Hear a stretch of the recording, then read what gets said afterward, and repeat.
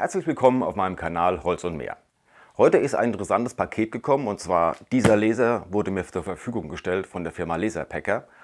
Und ich möchte ihn kurz mit euch zusammen auspacken. Ihr seht, das Paket ist noch ganz frisch und danach geht es auch schon sofort zum Ausprobieren, Testen. Und dann gibt es auch ein echtes Projekt, nämlich hinter mir mein neuer Schrank für meine Akku-Bosch-Geräte, und da möchte ich schon ein paar diverse Dinge auch beschriften. Gucken wir uns einfach mal gemeinsam an, wie das Ganze so funktioniert. So, die Spannung steigt wirklich, weil ich weiß wirklich nicht so wirklich, was mich hier so alles erwartet. Im Karton ist ein Karton. Und wie man unschwer erkennen kann, ist es der Laserpacker LP2 Plus. Dann wollen wir das Ding doch mal wirklich auspacken. Hier sind schon mal verschiedene zum Ausprobieren Materialien, Leder, Kork. Und hier zum Schluss, um das Ganze ein bisschen kurz zu halten, der Laser an sich selbst und dann nochmal die Halterung für das Grundgestell. Ich habe mir jetzt mal ein Tuch untergelegt und habe mal alles hier hingelegt, was in dem Karton drin war. Das war wirklich alles super gut verpackt. Anleitung. Und dann baue ich jetzt mal das Gerät zusammen. Und dann werden wir auch schon die ersten Teile hoffentlich beschriften können.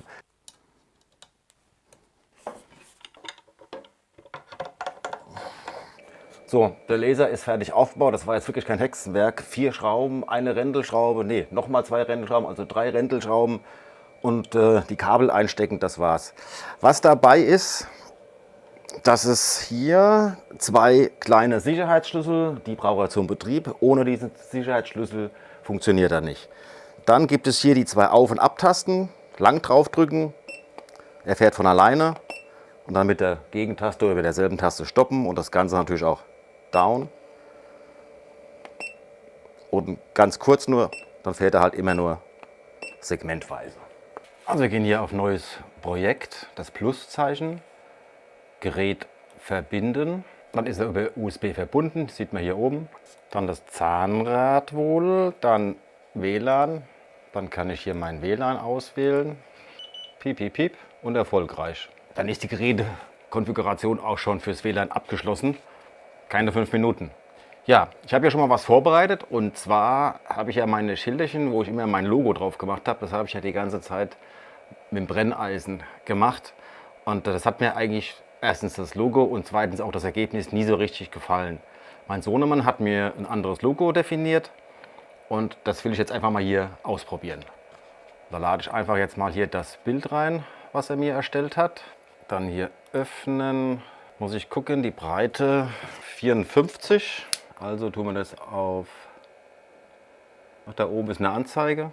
53, komm, ist gut. Teil 1. Jetzt normale Ebene, Gravurebene, Material. Und dann können wir noch sagen, die Durchgänge, das muss man dann alles mal ausprobieren. Aber jetzt machen wir einfach mal einen kleinen Test. Stoppen. Ist noch leicht beweglich. Top. Dann können wir jetzt Vorschau einschalten. Wenn wir jetzt da reingucken, also das Licht ist ganz ungefährlich. Da habe ich hier nämlich die 2 Punkte. Und wenn ich jetzt ganz runter fahre, dann müssen sich die praktisch treffen. Dann habe ich meine Höhe. Umschalten, dann habe ich hier hinten das Viereck, auf dem er lasert. Jetzt lege ich das da hin, richte das aus, Haube drauf,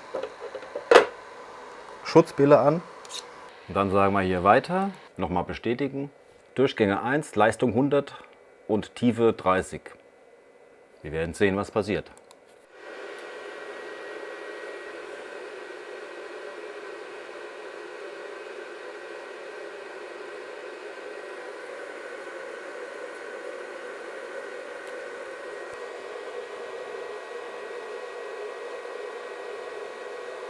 Das ist jetzt ungeschnitten die Zeit, die er braucht, für mein Logo zu erstellen. Mit den Daten oder mit den Vorgaben.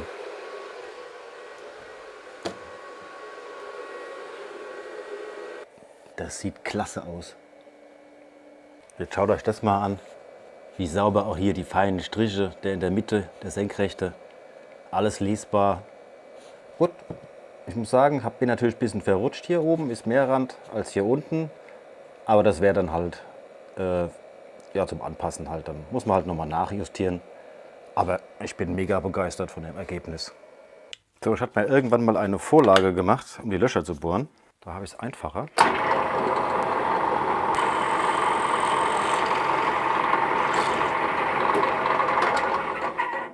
Was haben wir jetzt als Ergebnis? Neues Schild.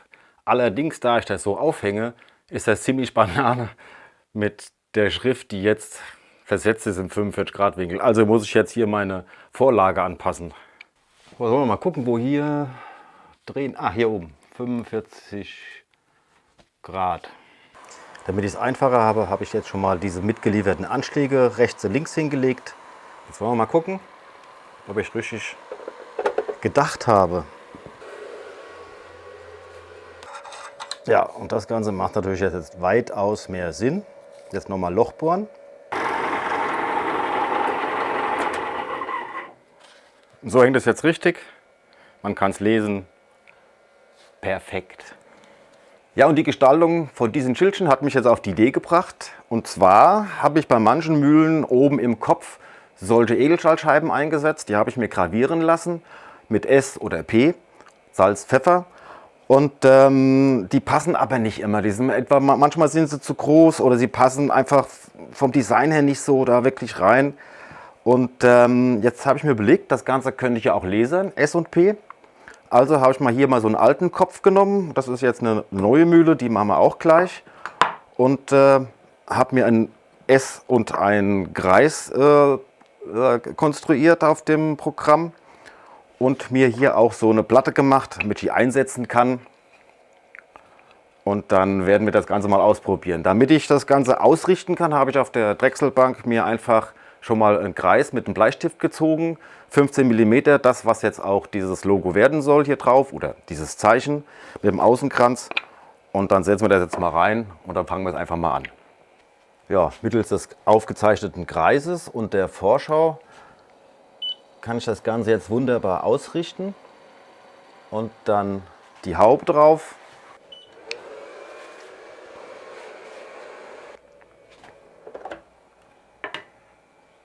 So, dann gucken wir uns das Ganze mal an. Ein schönes S, leicht vertieft. Ich finde es halt nicht ganz so übertrieben wie mit dieser Edelstahlplatte. Noch ein Vorteil ist natürlich, dass ich jetzt jederzeit, wenn ich jetzt einen größeren Kopf habe und mir ist dieses S hier zum Beispiel zu klein, da kann ich jetzt ein bisschen größer ziehen und das werde ich jetzt hier bei diesem Kopf auch machen. Ich ziehe jetzt das S ein bisschen größer und mit dem Kreis um ein paar Prozent. Dann wirkt das, ja, wirkt besser. Ich habe das Ganze jetzt auf 18 mm skaliert. Und jetzt fangen wir einfach an hier.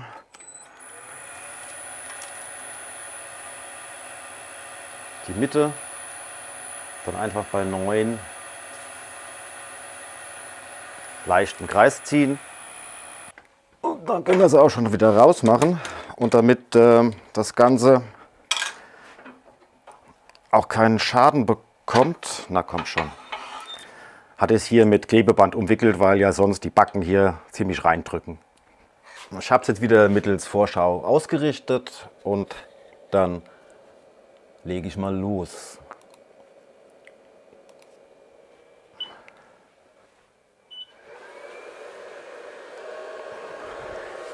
Selbst wenn es jetzt ein wenig zu schwach wäre, das Bild oder so, ja, das könnte man fast schon annehmen, kann ich einfach mal, wenn ich nichts verändere, einen zweiten Durchgang starten. Ich glaube, das mache ich auch. Bei dem, das ist nämlich Kirschholz und die Einstellung steht auf Buche. Dann machen wir einfach nochmal einen zweiten Durchgang. Und dann können wir uns auch das wieder merken fürs nächste Mal. Und fertig. So, wollen wir mal gucken. So, den Bleistiftstrich entfernt und nochmal neu gewachst das Ganze. Das tut hier immer mal ganz gut. Und schon habe ich hier ein schönes S oder auch dann, wenn ich wollte, ein P auf der Mühle. Und das sieht wirklich, finde ich, passt besser zum Holz.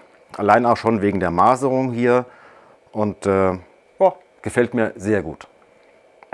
Am Anfang hatte ich ja schon erwähnt, das ist mein neuer Schrank für die Akkugeräte. Der steht später auf dem Boden. in derselben Höhe hat er wie meine restlichen Werkbänke, so dass er sich da einbringt. Warum ist er nicht höher? Ja, leider habe ich keinen Platz mehr, um hier einen Schrank hinzuhängen.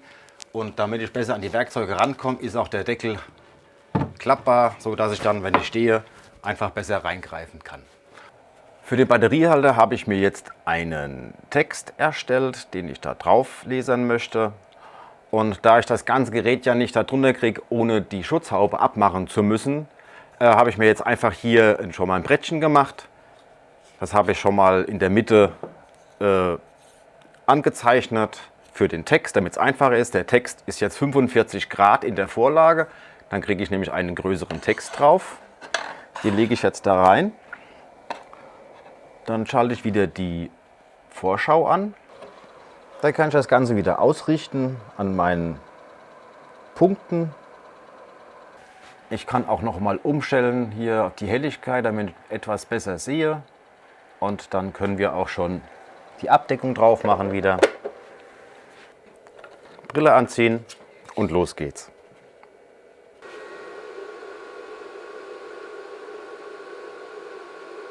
So, dann schauen wir uns das Ganze mal an.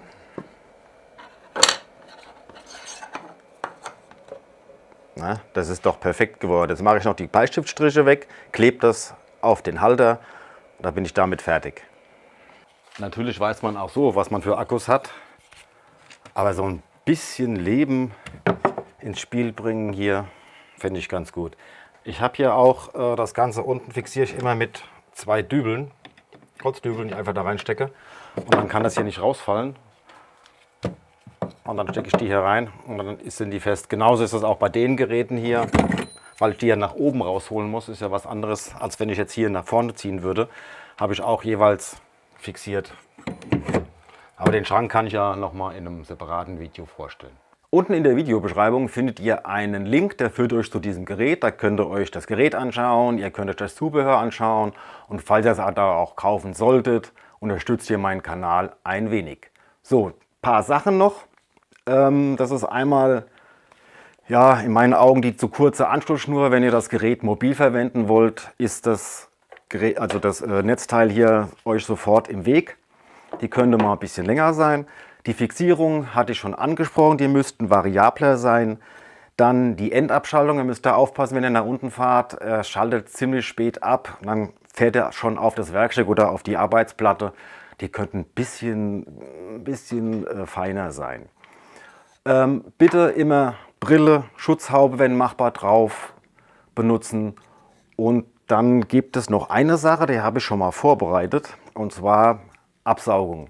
Und zwar habe ich mir schon mal hier angefangen, sowas zu drucken.